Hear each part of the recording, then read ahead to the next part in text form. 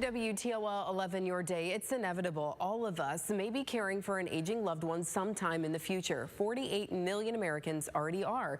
And those folks and their loved ones can be victims of scams. National Family and Caregiving expert from AARP, Amy Goyer, has what to watch out for. Good morning, Amy. Thanks for joining us today. Good morning. Thanks for having me on the show. Absolutely. First of all, let's talk a little bit about you. What led you to get into this field and start looking into these scams? Well, I have cared for both my parents, and my dad had Alzheimer's very, very early on in the disease. I started helping him with some of the more difficult financial matters. And as I got into it, I realized he had been scammed. My dad was a veteran of World War II in Korea, and this gentleman had been calling my dad for years and saying he was with a disabled veterans organization, but I could not find any verification that it actually existed.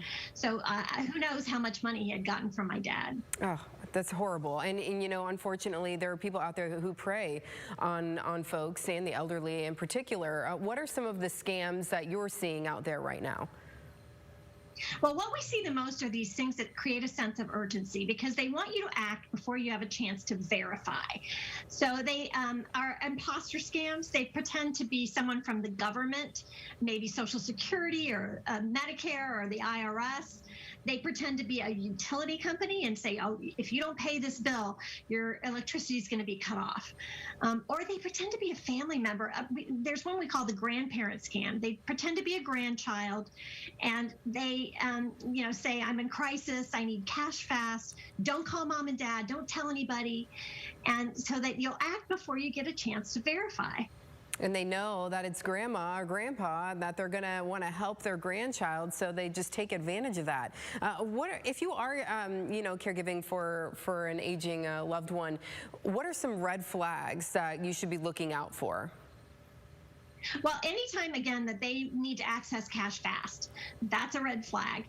If they are trying to pay for things with gift cards or cryptocurrency, that's 100% fraud. Nobody is legitimate is going to ask you to pay your bill with a gift card or cryptocurrency.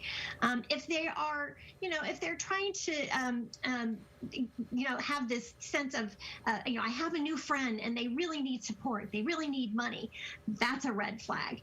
If you're seeing a lot of unexplained withdrawals from their checking account or charges on their credit card, those things, again, red flags, because if you can't explain it or it's more frequent, anything that's unusual, in their spending patterns, or if they get more money coming in, that, that won the lottery, but they haven't actually played the lottery. Yeah, I mean, scammers, they come up with all kinds of things these days, and they're always kind of, adapting and changing, as time goes on. Cryptocurrency getting added to this now. So, what can we do, though, to prevent this and to watch out for our loved ones? The most important thing is to talk about it. Talk about scams. What are the most common scams? The more awareness we have, the less likely we are to experience the scam. So talk with your older loved ones. Tell them stories. Tell them you saw this news program. Tell them about someone who got scammed. And that, you can give them some ideas of how to react. If you get a message that says this, here's a way to react.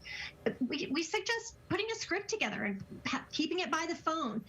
Just saying, I don't do business over the phone. If you have anything you need to do with me, send it through the mail. That way it gives time, again, to verify it. The other thing you could do is make sure that their phone has all of their contacts in it, and tell them, don't answer the phone if you don't recognize who the caller is. Then let it go to voicemail. You can deal with it later if it's legitimate. Getting alerts and notifications from the banks. I did that with my dad, so that I got notifications for any big withdrawals or things like that from his account. Great advice, good tips. I didn't think about the contacts, because we know if the phone rings and we don't recognize the number, we just don't answer it. But we need to really let our parents know that, and our aging loved ones know that as well. And unfortunately, if we do have a loved one who has been the victim, or we think that they've been scammed, what are some steps that we should take? Well, the first thing to do is be kind and respectful. People feel terrible when they've been scammed. Yeah. And it can happen to anyone. Remind them these people are professionals, they're criminals. My sister recently got scammed. It happens to anyone. Then report it. Report it to the credit card company, the bank. contact the AARP Fraud Watch Network, and then we can help you know how to report it, how to recover from it, what are the steps you can take. And also, you can get alerts and notifications from the Fraud Watch Network at aarp.org/fraudwatch. You can also call 877-908-3360 to report a scam and get instructions on what to do. Amy, great resources and advice this morning. Thank you so much for joining us.